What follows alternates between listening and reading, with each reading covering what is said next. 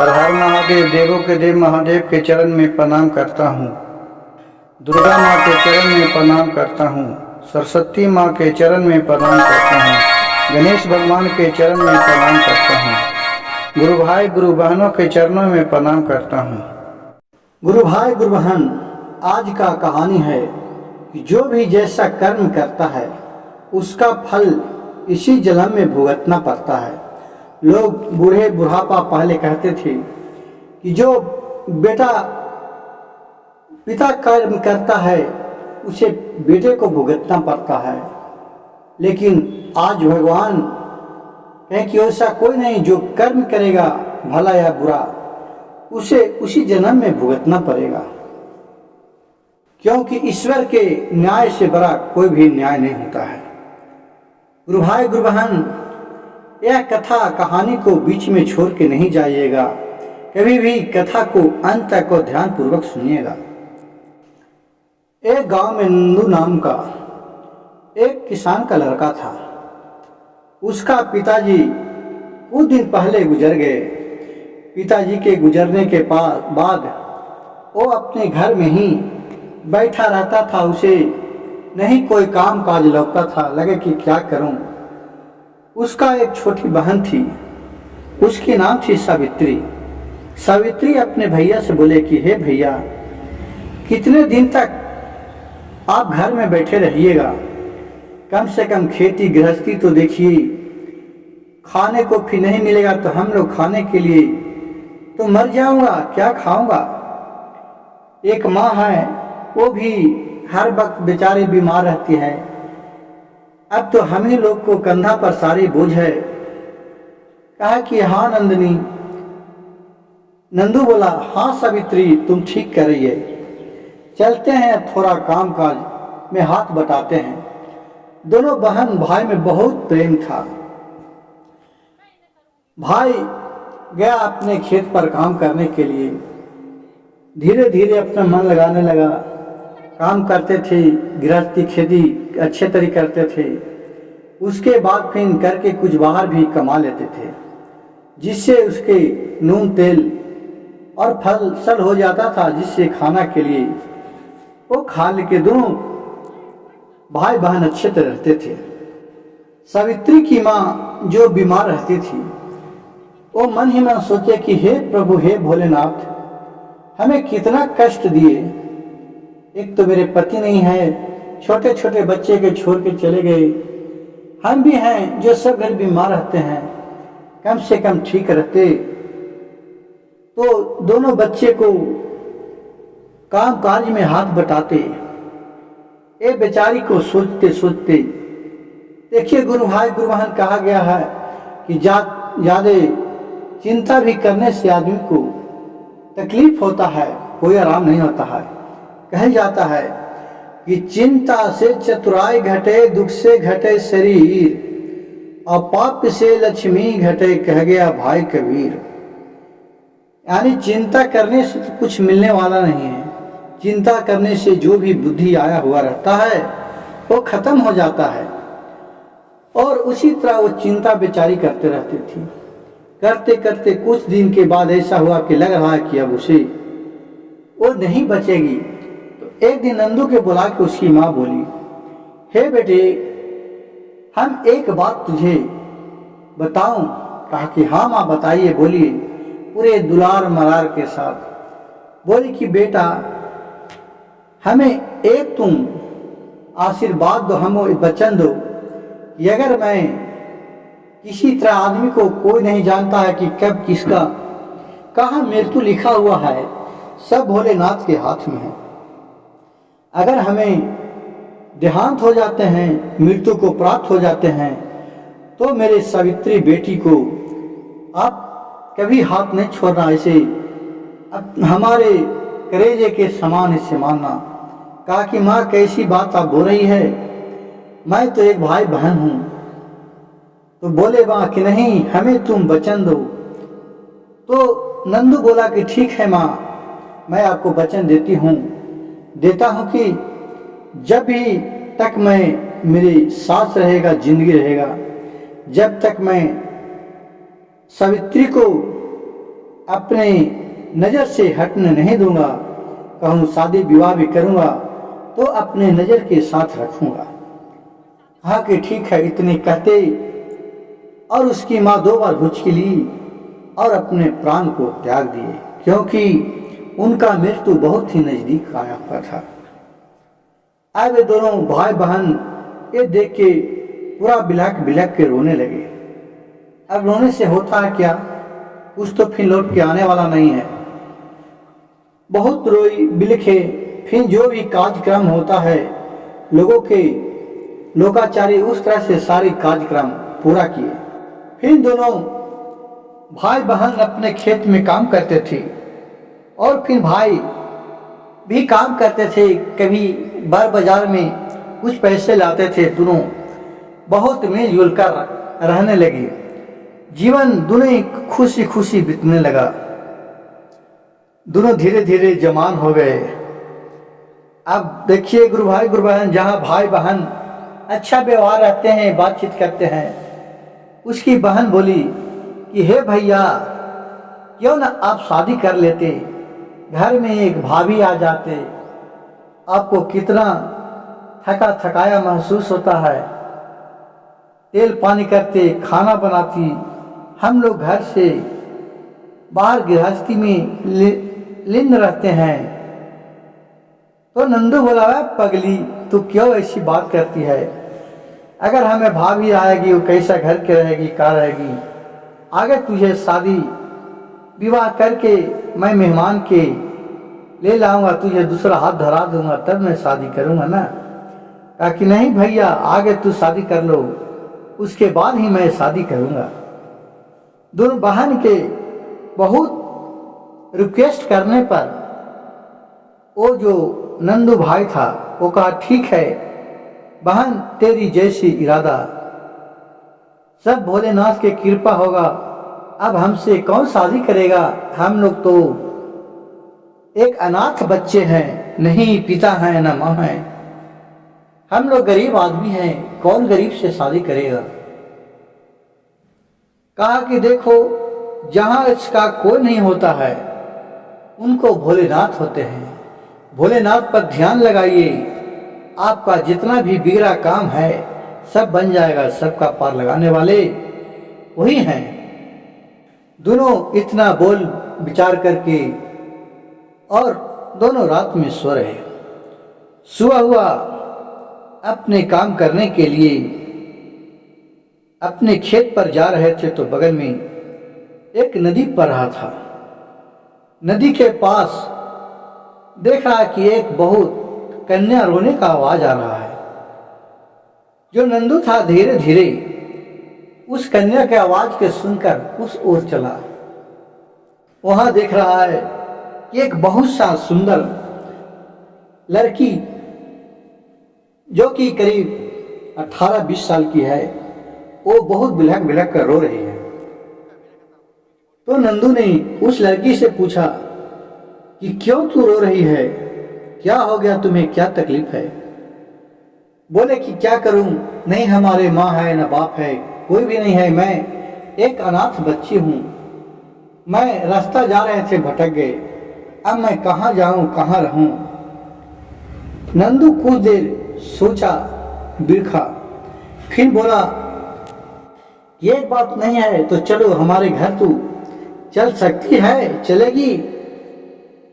तो लड़की बोली कि मैं आपको घर कैसे जाऊं, मैं एक जवान लड़की हूं, लोग देखेंगे गांव घर के तो भला बुरा कहेंगे कि एक कुमारी लड़की को ला करके वो घर में रखा हुआ है।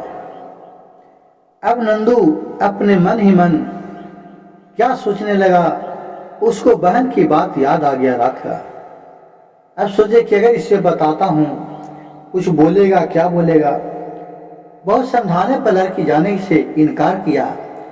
तो बोला ठीक है, अगर तुम मेरी जीत पर अड़ी हो तो चलो हमसे, तुम क्या शादी करेगी, शादी कर लेते हैं तुमसे।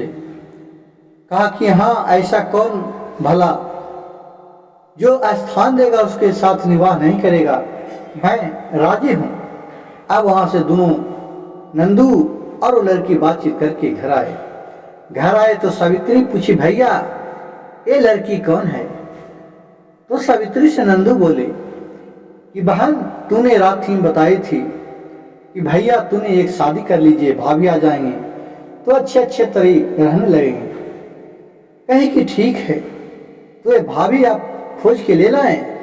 कहे कि हाँ, आपने बोली, ईश्वर ने दिया, मेरे पुकार सुन लिया, उन्होंने भेज दिया। कहा कि ठीक है, अब दोनों के गांव घर के लोग के बोल के और रीति रिवाज करे, दोनों को शादी विवाह करवाए और फिर घर में रहने लगे। दोनों ननद भौजाई में अच्छे तरीके बर्ताव रहने लगे, दोनों अच्छे तरह रहने लगे। और नंदू फिर अपने दिन भर काम करने के लिए चले जाते थे, निफिक्र से काम करते थे, रात में आते थे, खाना बनावल मिलता था, अपना तीनों परिवार अच्छे तरीके खाते थे और रहते थे। कुछ समय बीता।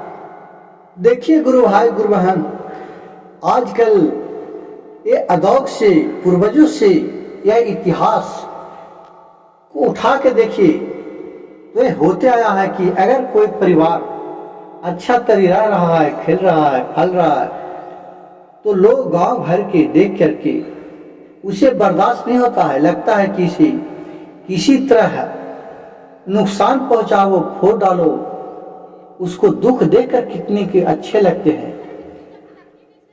लेकिन अक्सर लोग बहुत सा उस भावना में डूब जाते हैं और उसके बाद में आ जाते हैं, और बहुत सा है कि उस बात में नहीं आते हैं। उसी तरह देखिए जो नंदू के भाभी थी, तो गांव टोला मोहल्ला के बगल में लोग धीरे धीरे 2-4 साल हो गया, तो बगल में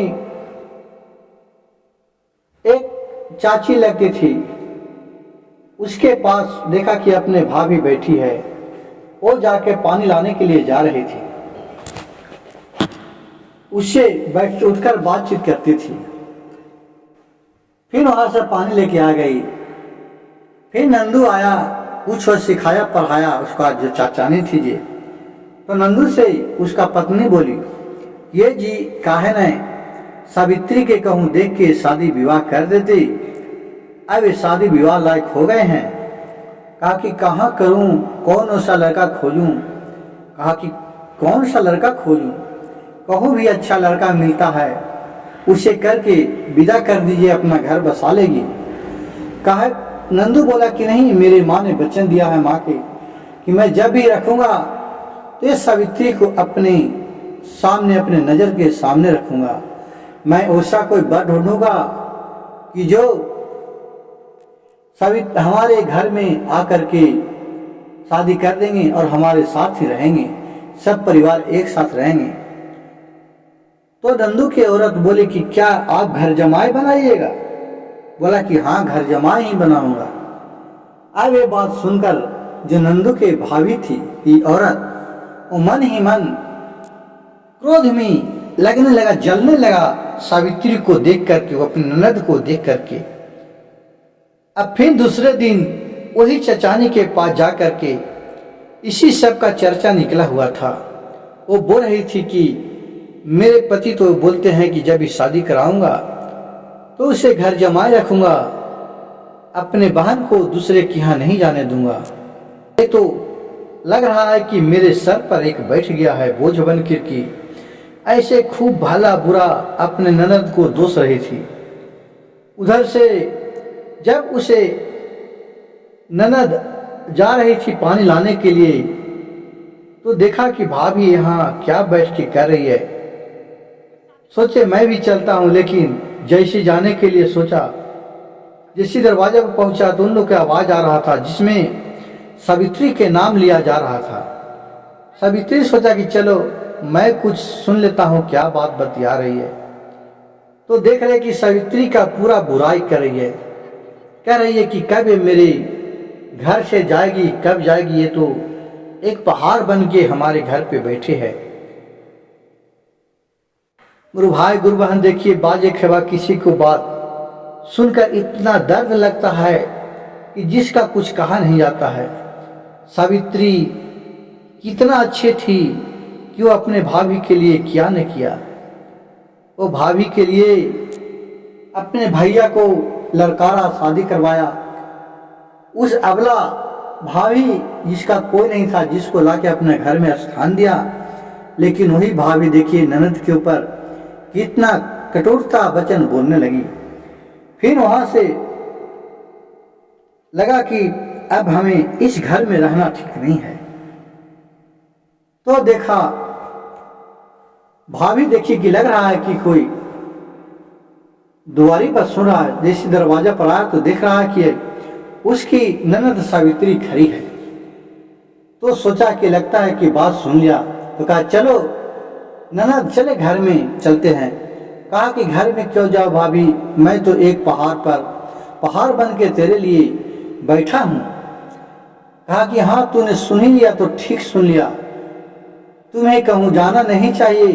भला बुरा दोनों में बहुत उलझन हो गया, लड़ाई झगड़ा हो गए।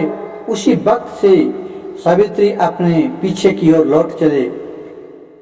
कुछ दूर तक घुराया, बोले कि जाओ जाओ, फिर तुम इस घर में लौट के नहीं आना, मैं अपने जीते जिंदगी तक।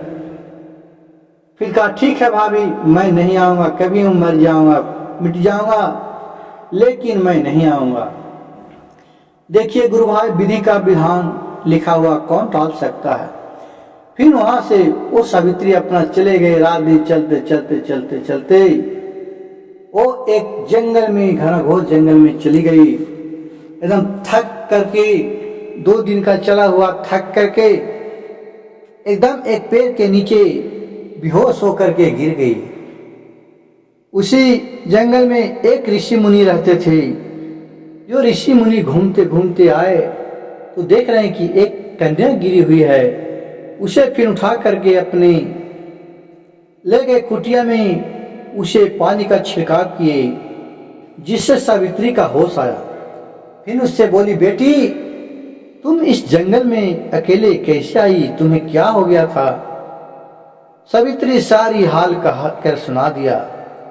बोले कि बाबा हमें क्यों आपने बचाया, हमें भले कोई बाघ शेर सियार खा जाता, हमें कबूल था, अब मैं बच के क्या करूंगा। तो बाबा बोले कि बेटी तुम हमारे बेटी समान हो। कहा कि बाबा जब हमें कोई नहीं आता, अगर आसरा दें तो हम आपको कुटिया में रह सकूं। कहा हाँ बेटी तुम रह सकती हो, जब तक तुम्हारा दिल चाहे, जब तक तुम रह सकती हो। कहीं ठीक है। फिर वही बाबा के साथ पानी फल फूल ला के तोड़ के दे, खाना बनाए और वहां खुशी खुशी जीवन व्यतीत करने लगे।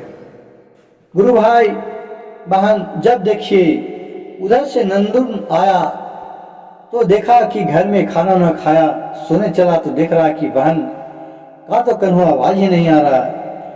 तो अपनी पत्नी से बोली कि मेरा सावित्री बहन कहाँ है, आज नजर नहीं आ रहा है। तो उसका पत्नी बोली कि गई होगी कहीं टोला मोहल्ला में, और रात दिन तो चक्करे मार ले रहता है, कभी इसको घर में जाना, कभी वहाँ घर में जाना, उसको तो कभी घर में बैठल मन नहीं लगता है। ये सब बात सुनकर के नंदू अपने पत्नी के ऊपर गुस्सा हो गया। कहा कि तुम मेरे बहन के बारे में अटपट नहीं बोलो, वो कहूँ नहीं जाती है, हम हमारे पास बचपना से है, हमें सब स्वभाव पता है, तुम ही कहूँ उसे भगा दिया है। गुस्सा में आकर के बोले कि हाँ हाँ भगा दिए हैं, मैं उसे भगा दिया है, अब तो हमारे सर पर बोझ बन गया हो। बात लगल मुंह लगल बोलते हैं, कुछ काम करने के लिए कहता है तो करता नहीं। इसी तरह भला बुरा बहुत कहने लगा अपने ननद के बारे में। नंदू बोला कि तुम बहुत दुष्ट है, तुम्हारे लिए वो क्या नहीं किया और आज तुम्हें उसे दुष्ट बना रही है। जब मेरी बहन भी यह नहीं है तो मैं भी तुम्हारे साथ नहीं रहूंगा। और फिर वहां से बोरकल करके वो भी अपने बहन के लिए खोजने के लिए चले गए।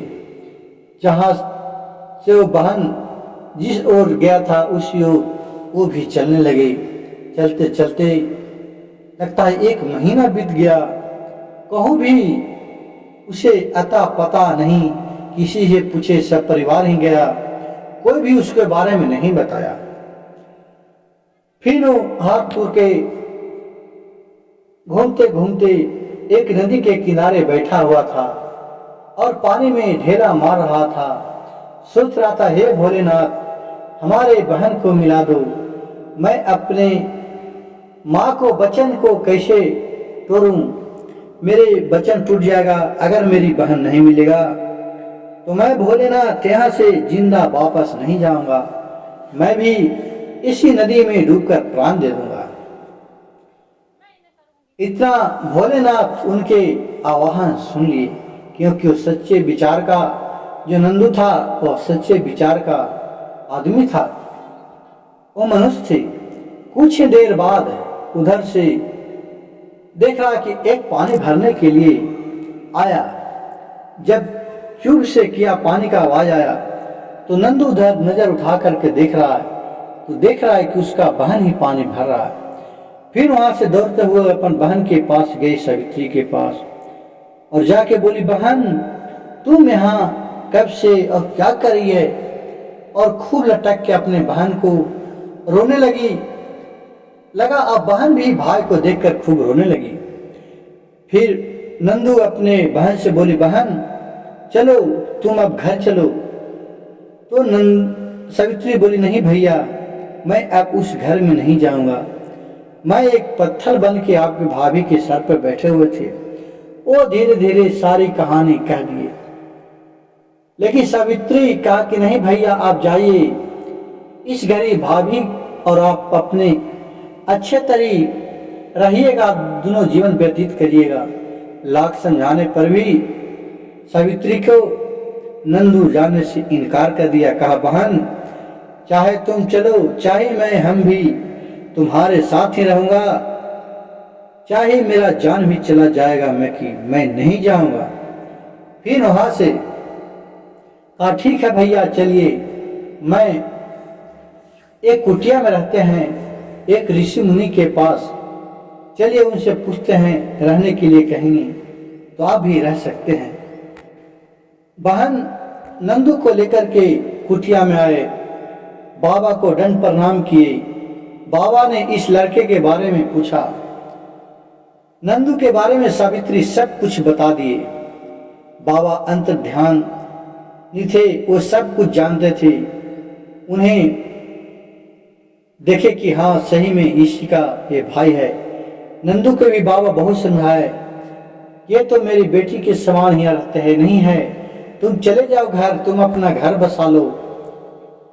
देखिए गुरु भाई गुरु बहन, उस वक्त उसकी पत्नी भी जो नंदू की थी वो गुरुमिनी थी। एक माँ का उसे बच्चा होने वाला था, लेकिन गुस्सा उसी वक्त वो चला गया।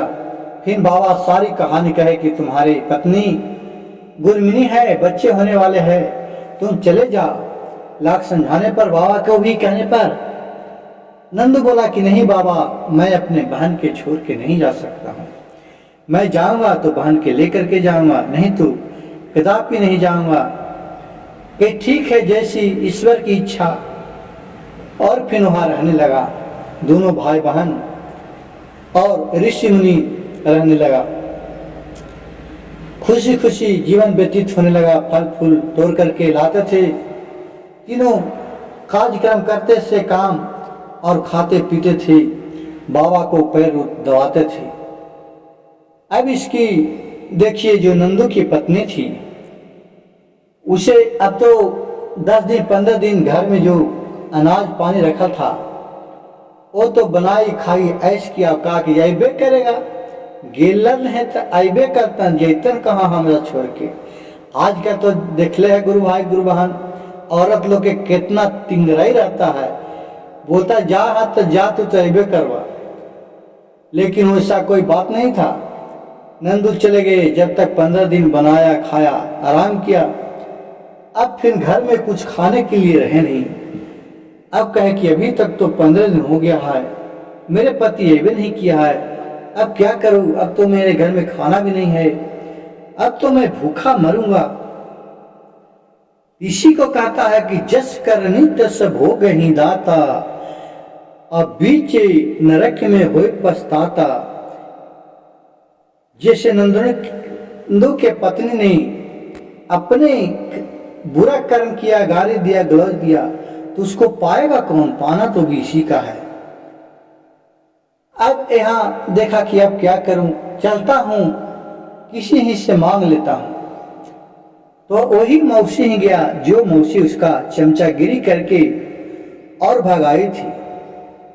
चचा ने कहा कि चाची कुछ खाने पीने के लिए कुछ पैसा दे दीजिए, जिसे सर सामान ला करके हम खाऊंगा, और जब नंदू जी आएंगे तो जब कमाएंगे तो आपको हम पैसा लौटा देंगे।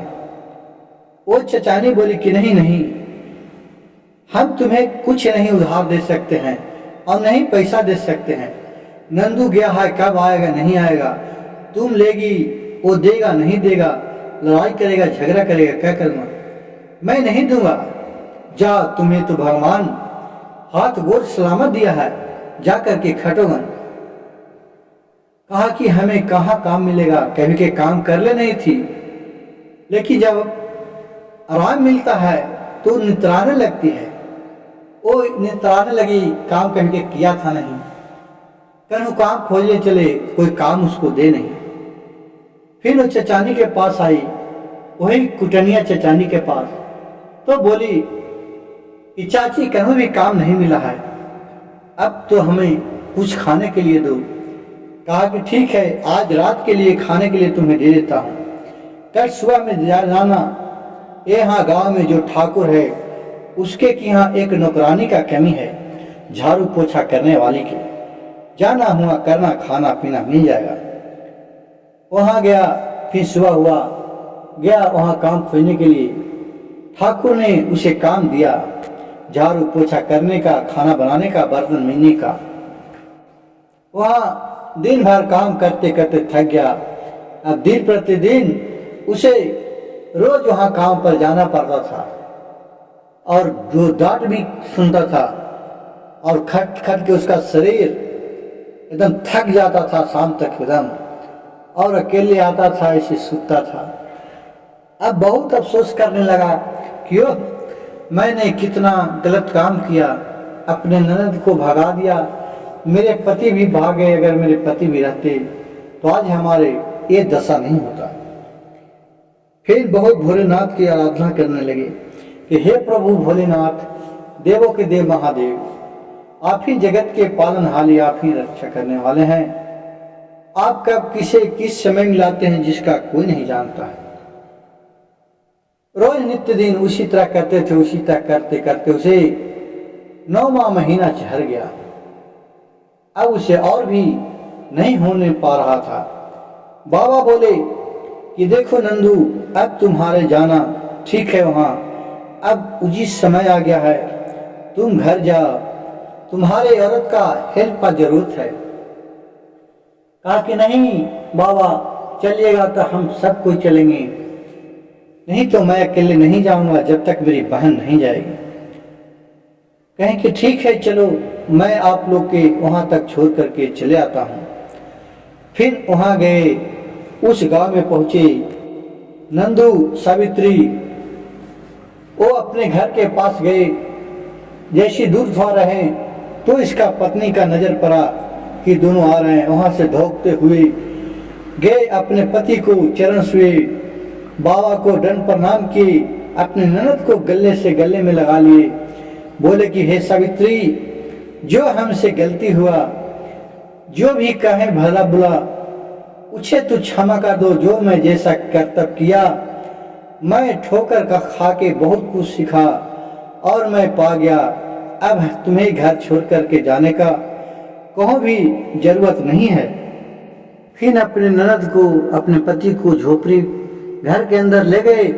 जो भी रूखा सूखा था वो दोनों खा करके रहने लगे और कहे कि आज के बाद हम आपको कभी नहीं कुछ कहूँगा, जो भी आपसे बनेगा करना। गुरु भाई गुरु बहन, मेरे कथा कहानी कैसा लगा?